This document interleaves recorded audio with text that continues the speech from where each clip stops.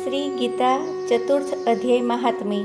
श्री भगवान कहते हैं, प्रिय, अब मैं चौथे अध्याय का महात्म्य बतलाता हूँ। सुनो।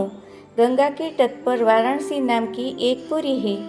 वहाँ विश्वनाथ जी के मंदिर में भरत नाम के एक योगनिष्ठ महात्मा रहते थे, जो प्रतिदिन आत्मचिंतन में तत्पर हो आदरपूर्वक गीता के चतुर्थ अध्याय का पाठ किया करते थे।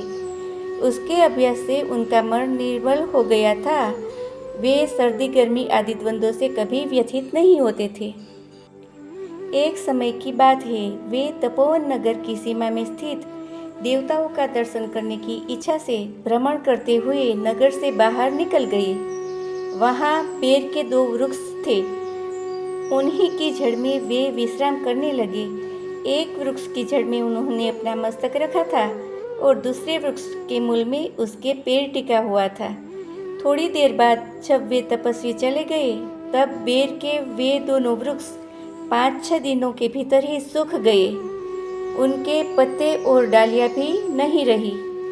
तत्पश्चात वे दोनों वृक्ष कहीं ब्राह्मण के पवित्र गृह में 2 कन्याओं के रूप में उत्पन्न हुए।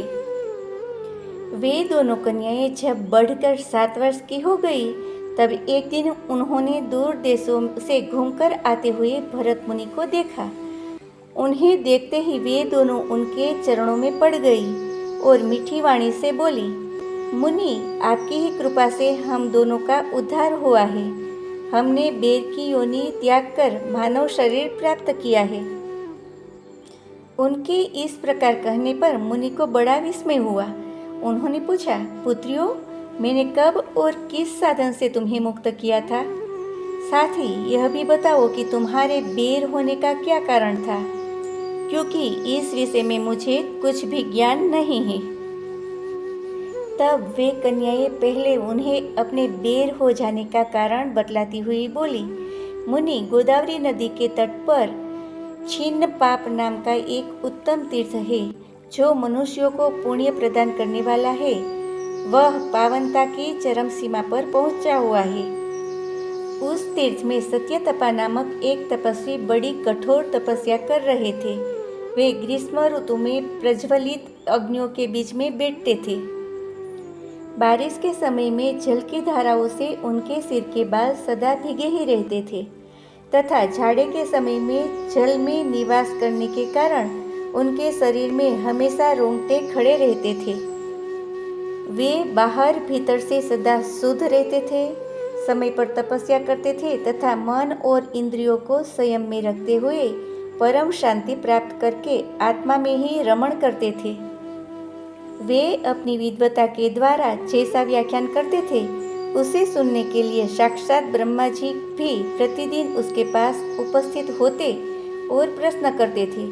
ब्रह्मा जी के साथ उनका संकोच नहीं रह गया था, अतः उनके आने पर भी वे सदा तपस्या में मग्न रहते थे। परमात्मा के ध्यान में निरंतर संलग्न रहने के कारण उनकी तपस्या सदा बढ़ती रहती थी। सत्यतपा को जीवन मुक्त मानकर इंद्र को अपने समृद्धिशाली पद के संबंध में कुछ भय हुआ। तब उन्होंने उनकी तपस्या में सैकड़ों विघ्न डालना आरंभ कर दिया। अप्सराओं के समुदाय से हम दोनों को बुलाकर इंद्र ने इस प्रकार आदेश दिया, तुम दोनों उस तपस्वी की तपस्या में विघ्न डालो, जो मुझे इंद्र पद से हटाकर स्वयं स्वर्ग का राज्य भोगना चाहता है। इंद्र का यह आदेश पाकर हम दोनों उनके सामने से चलकर गोदावरी के तीर पर, जहाँ वे मुनि तपस्या करते थे, आई। वहाँ मंद और गंभीर स्वर में बजते हुए मृदंग तथा मधुर वेणुनाद के साथ हम दोनों ने अन्य अप्सराओं सहित मधुर स्वर में गाना आरंभ कर दिया। इतना ही नहीं, उन योगी महात्मा को वश में करने के लिए हम दोनों स्वर, ताल और लय के साथ नृत्य भी करने लगी। बीच बीच में जरा सा अंचल खिसकने पर उन्हें हमारी छाती भी दिख जाती थी। हम दोनों की उन्मत्त गति काम भावना जगाने वाली थी, किंतु उसने उन निर्विकार चित्त वाले महात्मा के मन में क्रोध का संचार कर दिया। तब उन्होंने हाथ में जल छोड़कर हमें क्रोधपूर्वक शाप दिया, अरे तुम दोनों गंगा जी के तट पर बेर वृक्ष हो जाओ। यह सुनकर हम लोगों ने बड़ी विनय के साथ कहा, महात्मन, हम दोनों पराधीन थी, अतः हमारे द्वारा जो दुष्कर्म बन गया है उसे आप क्षमा करें।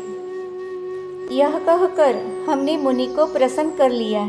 तब उन पवित्र चित्त वाले मुनि ने हमारे शाप उद्धार की अवधि निश्चित करते हुए कहा, भरत मुनि के आने तक ही तुम पर यह शाप लागू होगा। उनके बाद तुम लोगों का मृत्यु लोक में जन्म होगा और पूर्व जन्म की स्मृति बनी रहेगी।